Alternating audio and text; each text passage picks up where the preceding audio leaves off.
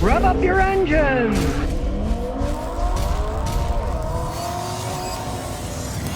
All right, today I got a Nissan Sentra. And let me tell you something. This is one that I would buy. Yes, Scotty would actually buy this Nissan. There's some weird reasons why, and here they come. It's an 07 Nissan, but you notice it doesn't have cheap hubcaps. It's got nice LA wheels. Because this isn't just a Sentra. It is a Sentra SER Spec 5. As we open the door, what do we see?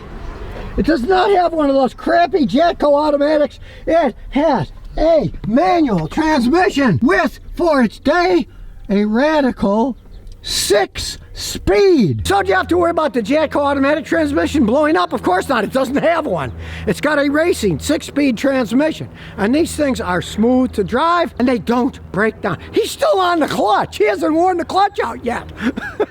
You know how to drive one of these things? They're actually excellent modes of transportation. We see one of the better Nissan engines that they ever made for a small engine. This is a 2.5 liter 4-cylinder engine. Don't be poo-pooed that it's in a Sentra, because these Spec 5s are really fun cars to drive. Now this thing's 18 years old. It still gets 30 miles a gallon on the highway. Now sure, you could get a little bit better, but this is a pretty fast little 2.5 liter engine. Nissan used to be known as the Ford of Japan.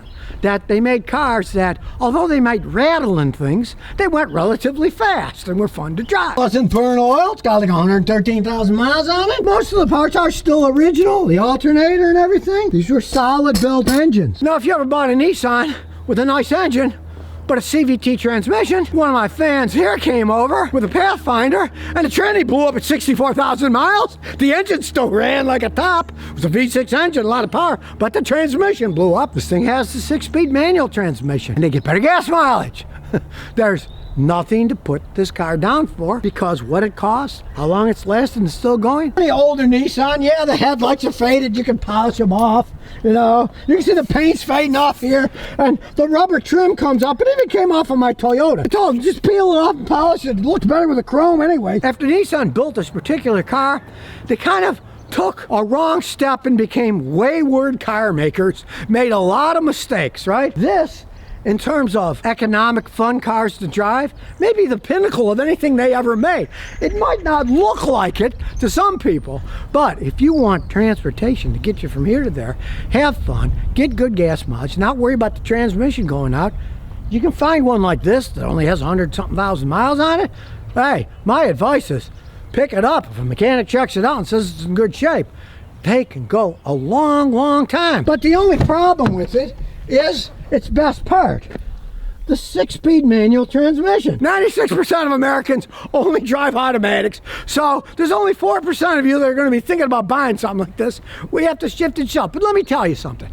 I've had so many people come to me, a lot of them are ladies, and they say, it's too hard to learn to drive a standard. This has a hydraulic clutch. The shifting is so smooth with those on the floor, it's not that hard to learn. I taught somebody how to drive one of these things in half an hour. And they're like, gee, I didn't think it was so easy. Now, granted, if you were learning to drive, it's hard to learn to drive on a standard transmission. Even old Scotty learned to drive on an old V8 Bel Air Chevy with an automatic transmission, right? Then I went out and bought a standard car and it took me about half an hour to learn how to drive it after I already had my license. Learning to drive in a manual, yes, that's another story. But if you already have a driver's license, it's not that hard to learn how to drive these things. So of course, you know I'm gonna hook the big machine up. I'm talking how great this thing is.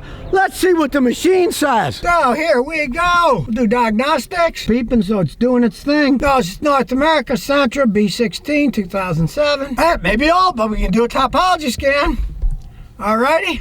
Look how fast it's going too. Alrighty, it's only found 2 problems. So probably not much. Body control module. Low pressure on the tires because the tire pressure monitoring system doesn't work anymore. The batteries have worn out at it. Who cares? Like I say, these old Nissans were actually pretty well built, especially this fancy version of the Sentra. I mean, check it out.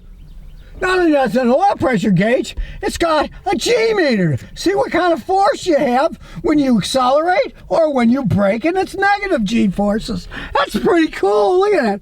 That's amazing. So let's start her up and look at some live data. I'm assuming that's going to be pretty good too. Look at live data. And as usual, black's good, red's bad. The battery voltage is good, it's charging. Intake valve timing, it does have variable valve timing. It's a zippy little engine. Gives you the injector pulse. The accelerator sensor, there it is, right there.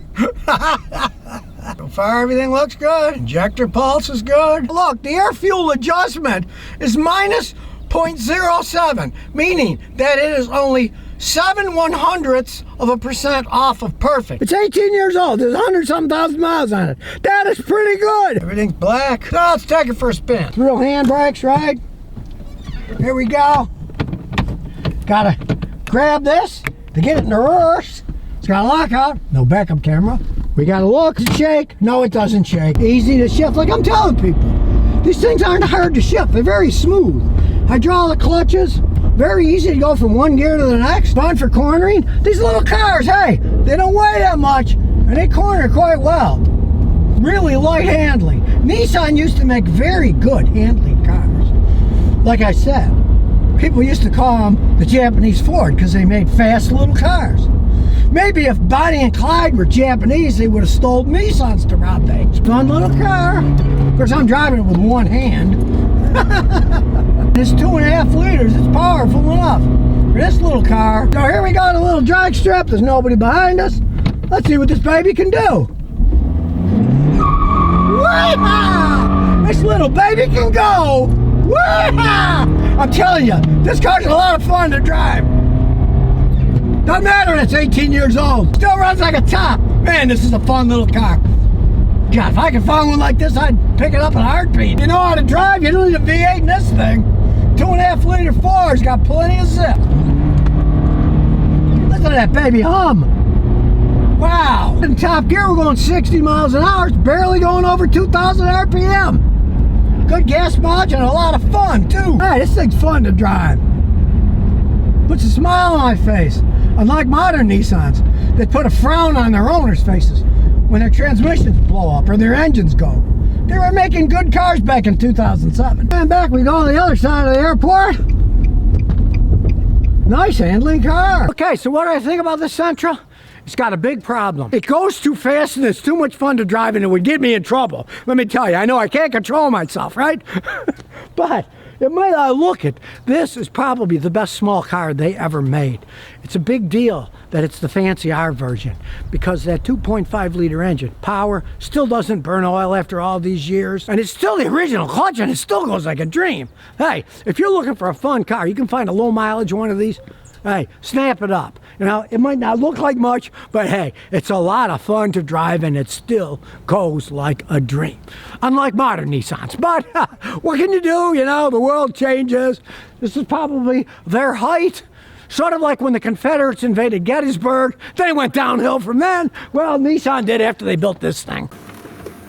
And here's some bonus questions and answers. Well, if you don't know, these Ford EcoBoost engines, the V6 ones, have had a lot of problems. And now the problem is it looks like they didn't make the valves right in the earlier ones. And the engines are blowing up. And they're having lawsuits against them. And they're trying to get them to recall them all. Well, as bad as it is here with their V6 turbos, it could be worse. You could be in Europe. And in Europe, they use 1 liter, 1.0, tiny little engines. And they're blowing up because, of course, the idiots used a wet belt inside the engine. Now, originally, the cam and crank and the oil pump in the engine were driven by gears, solid gears, but that cost more money. So then they went to metal timing chains, which was a good design, right? And they last quite some time. But then they decided we're going to go to rubber belts, right? But at least originally, the rubber belts were on the outside. They weren't in with the oil. They were on the front of the engine, sealed off from the oil, and they ran in the dry air. You got to change them every so often, but, you know, they did work. Ford came up with a brilliant idea. We'll use a wet belt. We'll have a belt inside the engine. It's a rubber-based belt. It's got other things in it, too, but it's soaked in engine oil. And guess what's happening with the EcoBoost engines there, the 1 liter ones? Their belts, the rubber belts, are breaking thoroughly, snapping and destroying the engine. Because if the engine's spinning and the timing belt breaks, or the oil pump breaks, You got an oil pressure, the engine goes boom. You poor Europeans. The ones over here, they got problems with the bad valves. The ones over there, the whole engine blows up because they're using wet belts. One of the dumbest ideas, Volkswagen uses it too in some of their smaller engines too. Just a stupid idea because they can make them cheaper that way. Don't buy one. If you're looking at a car and you find out it's got a timing belt or an oil pump belt that's wet, that's soaked in oil, take my advice. Don't buy the vehicle. Look for something else. Don't let these guys get away with this crap, because if they do, they'll end up building them all that way. They'll all break down too early, and you got to buy another car because an engine blows up that should last like my Toyotas, 200,000, 300,000, 400,000 miles. Not with a rubber belt that, it breaks, and then boom, there goes your engine because the rubber was soaked in oil and it rotted. So if you never want to miss another one of my new car repair videos, remember to ring that bell.